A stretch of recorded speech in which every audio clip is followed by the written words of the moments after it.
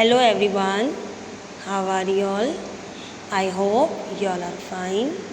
आपका जो विषय हिंदी है उसमें एक आपकी बहुत ही सुंदर सी कविता है और कविता का नाम है चकई के चकदुम। इस कविता के माध्यम से कवि ने ग्रामीण परिवेश का चित्रण बड़े ही सुंदर और सहज शब्दों में किया है। कवि बच्चों से कहते हैं कि आओ हम तुम मिलकर गांव में बनी झोपड़ी में साथ साथ रहें। ग्वाले की गाय का दूध हम तुम मिलकर पिएं।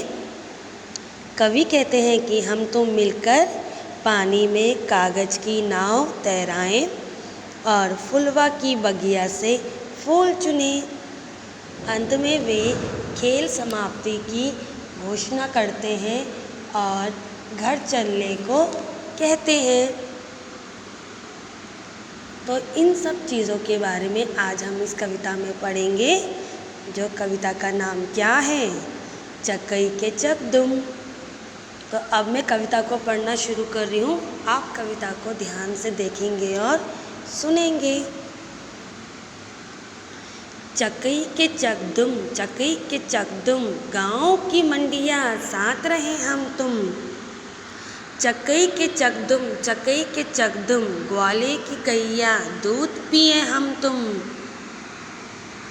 चकई के चकदुम, चकई के चकदुम, कागज़ की नैया पार करे हम तुम। चकई के चकदुम, चकई के चकदुम, फुलवा की बगिया फूल चुने हम तुम। चकई के चकदुम, चकई के चकदुम, खेल खत्म भैया आओ चले हम तुम। चकई के चकदुम, चकई के चकदुम, गाँव की मंडियाँ साथ रहे हम तुम। इन पंक्तियों का क्या अर्थ है?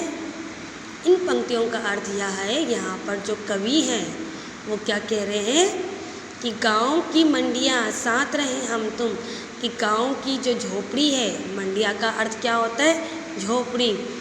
गांव में जो झोपड़ी बनी हुई है उसमें हम तुम साथ साथ रहें। चकई के चकदुम, चकई के चकदुम, ग्वाले की गैया दूध पिए हम तुम।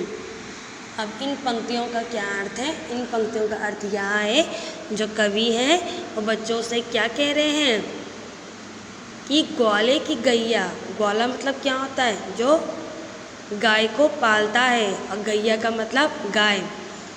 जो कवि हैं वो बच्चों से क्या कह रहे हैं कि हम तुम मिलकर ग्वाले की गैया मतलब ग्वाले की गाय का क्या पिएंगे? दूध पिएंगे।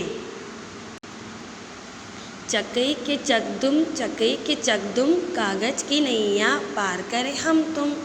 अब इन पंक्तियों में कवि क्या कह रहे हैं? कवि बच्चों से कह रहे हैं कि हम तुम मिलकर कागज़ की नाव बनाएंगे और फिर उसको पानी में साथ साथ हम तुम तैराएंगे।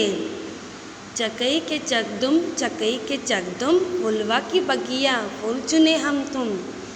अब इन पंक्तियों में कवि कह रहे हैं बच्चों से कि हम तुम मिलकर फुलवा की बगिया मतलब जो फूलों का बगीचा होता है, जहाँ पे रंग बिरंगे फूल लगे हुए होते हैं, हम वहाँ से क्या करेंगे? फूल चुनेंगे। कौन? हम और तुम। चकई के चकदुम, चकई के चकदुम, खेल खत्म भैया आओ चले हम तुम। अब इन पंक्तियों में कवि बच्चों से क्या कह रहे हैं कि खेल खत्म हो गया है भैया, आओ अब हम अपने अपने घर को चलें। तो इन पंक्तियों में कवि ने क्या बताया है? इन पंक्तियों में कवि कह रहे हैं कि हम तुम गांव की बनी झोपड़ी में साथ साथ रहेंगे और ग्वाले की गैया मतलब ग्वाले की जो गाय है उसका दूध भी हम तुम मिलकर पिएंगे। फिर वह बच्चों से कह रहे हैं कि हम तुम मिलकर कागज़ की नाव बनाएंगे और फिर उसे पानी में तैराएंगे। फिर वह कहते हैं बच्चों से कि हम तुम मिलकर फुलवा की बगिया मतलब फूलों की जो बगिया है वहाँ से फूल चुनकर लाएंगे। और अंत में वह बच्चों से क्या कह रहे हैं कि अब खेल ख़त्म हो गया है, आओ हम तुम मिलकर कहाँ चलें? घर को चलें। तो इस कविता में जो कवि हैं उन्होंने ग्रामीण परिवेश का चित्रण किया है। ग्रामीण का अर्थ क्या होता है? जो आपका गांव होता है, गांव में रहने वाले जो लोग होते हैं उन सब के विषय में इसमें कवि ने बताया है कि गांव में किस तरीके के घर बने हुए होते हैं, गांव में क्या होती हैं, झोपड़ियाँ बनी हुई होती हैं, वहाँ पर लोग कैसे रहते हैं। और कवि ने यहाँ पे और एक चीज़ बताई है कि गांव में लोग क्या पालते हैं, गाय पालते हैं। ठीक है, इसीलिए कवि ने क्या कहा है कि हम तो मिलकर ग्वाले की गाय का दूध पिएंगे। तो इस सभी पंक्तियों में कवि ने क्या बताया है, ग्रामीण परिवेश के बारे में बताया है।